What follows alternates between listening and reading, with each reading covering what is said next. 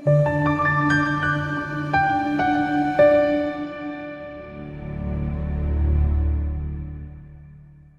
enkulu ukukhuluma nawe ngokukhethekile kwi-channel. Ngami uPastor weNingi. Ngifuna nje ukubonga wonke umuntu olandela i-channel. Kunabaningi abalandela i-channel esekuyiminyaka, abanye sekuyinyanga, abanye sekungamaviki, abanye sekuyinsuku. uNkulunkulu enisize nikwazi ukufeza lokho enibekele kona empilweni. uNkulunkulu enibusise. uNkulunkulu ehlise imvula yezibusise empilweni yenu. Iminyango evalekile evalwe imimoya, iminyango evalekile evalwe izimo ezilethwa abathakathi, iminyango evalwe iqalekiso nezifungo zababi engathi ke ingavuleka kusuka namhlanje. Kubona bonke abantu abaseohambweni lokulandela ubizo bakhule nabo njalo futhi bayibone nezithelo zokulandela ubizo empilweni yabo.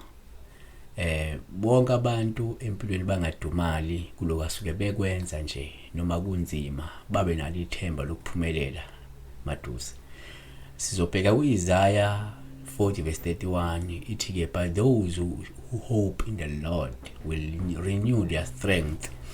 They will soar on wings like eagles. They will run and not grow weary. They will walk and not be faint. Okusho ukuthi incwadi kaNkulunkulu namhlanje na iyasikhuthaza noma ikhuluma nawe usabukela umfanekiso ukuthi uma ithemba lakho likuNkulunkulu, uma ithemba lakho lisenkosini, uyakwazi ukuvuselela amandla akho, uyawukhuphuka ngawa amaphiko njengokhozi, uyogijima futhi ungakhathali, uyohamba ungafiphali empilweni. Okusho ukuthi akunankinga noma kukhathalekile ukuthi izimo obhekene nazo zingakanani, sezinesikhathi singakanani.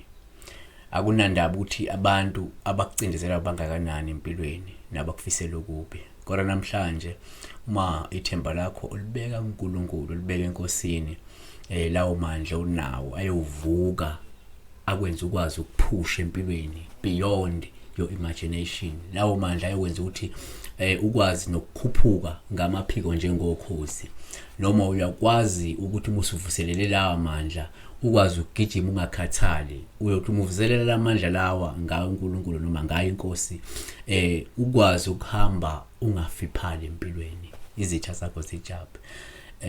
Asibonge kakhulu ke ngane zakwethu enikwenzayo. Qhubeke nikwenze. Uma ungaka-subscribe, ungakwenza lokho usubscribe, ulike phela nama video, ngoba lokho ke kuba nomthelela omuhle kuyona ke channel nakuona ama video uqobo. So asibheke la iphupho likaSibande uthi asibonge pastor, mina ke ngiphuphela ngilunywa empeleni ngithunywa ukuthi ake ngiyodlula nje umufi oshonile, ngathatha imoto ngahamba ke ngedwa ngabuya ke laye umufi, kodwa ke engekho phakathi kwecoffin. Sengithwele le petrol emotweni, ngafika abanikazi bomufi bamthatha umufi bamfaka kuyabo kwimoto. Ngiya-assume ukuthi umufi bese esimene esi-right, esifanele nesamukelekile. Ngiya-assume futhi ukuthi umphuphi umuntu obe nesibindi, mhlawumbe uma kwenza lokhu engathukile, yabona, ekwenza ngokuzimisela. Asilichaze kanjeni iphupho ukuthi uma uphupha uthutha isidumbu, lolu uphawu olungabika impumelelo, lungabika injabulo noma intokozo, lungaphinde lusho ukuba ke namandla noma ukuzizwa kwakho unamandla nesibindi nokuzethemba ngale khono osuke unalo lokwenza izinto zenzeke empilweni, yabona. Kanti singakubalula futhi ukuthi uma uphupha la umuntu othutha isidumbu, kungaba uphawu osuke lubika ukuthi umuntu ophokwe phele phambili wena, futhi usesigabeni sokulahla yonke imikhuba emibi okade unayo empilweni, yabona. Kanti singaphinde sivezela ukuthi uma uphupha la uthutha isidumbu, nalolu uphawu olungabe lukuvezela ukuthi umuntu ozobhekana nezingqinamba noma ke nezinselelo empilweni ngempumelelo. Shuthi izinselelo ozokwazi ukuthi ubhekane nazo noma izingqinamba ozobhekana nazo ukwazi ukubhekana nazo ngempumelelo, yabona. Kodwa ke asihlabele phambili urapelangi uthi hayi ke mina ke imbuzi engilumile ke namhlanje ephusheni asikuveze ukuthi uma uphupha imbuzi ikuhlaba noma ikuluma kanzima ke uphawu olungasho ukuthi ubhekene nezilingo noma kahle ubhekene nezilingo nezivinyo nje engatheni nokungakwazi mhlawumbe ukufinyelela into onoyifisayo ungakwazi ukufeza lokho sokufisa okungenzeka ukuthi mhlawumbe ungahle ubhekane mhlawumbe nenkingi ohlangothini lezimali noma ohlangothini lomndeni wakho noma ke ohlangothini nje olithinta ke uthando yabona. Kodwa futhi kuyenzeka umbuzi mhlawumbe ekulume sakukudlalisa lolu kokeze kwaba uphawu lubi uphawu nje olungasho ipresence yethongo lakho ngesikhathi leso ukuthi kade uvakashelwe yithongo lakho kungekho futhi okubi impilo izoqhubeka ihambe kahle kuwena yabona. Kanti uma uphupha mhlawumbe imbuzi ke ikukhotha mhlawumbe ngabe izandla noma nje futhi ikukhotha inyawo lolu uphawu oluhle kakhulu ngane kwethu lungabika ukuthi mhlawumbe izinto zakho singahle zikhambele kahle maduze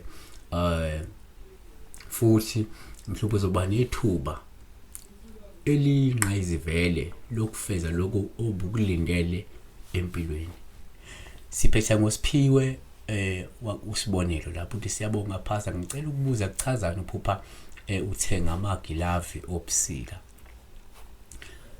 Asilichaze uphawu lolu uma njengoluhle ukuthi uma uphupha mhlawumbe uthenga amagilavi uphawu osuke luluhle nolungabika isimo senhlanhla komunye umuntu noma isimo sengcebo engahle ize yabona noma ke ungahle uzindaba ezinhle noma ke uzokuba nempilo ende futhi nokuthula yabo.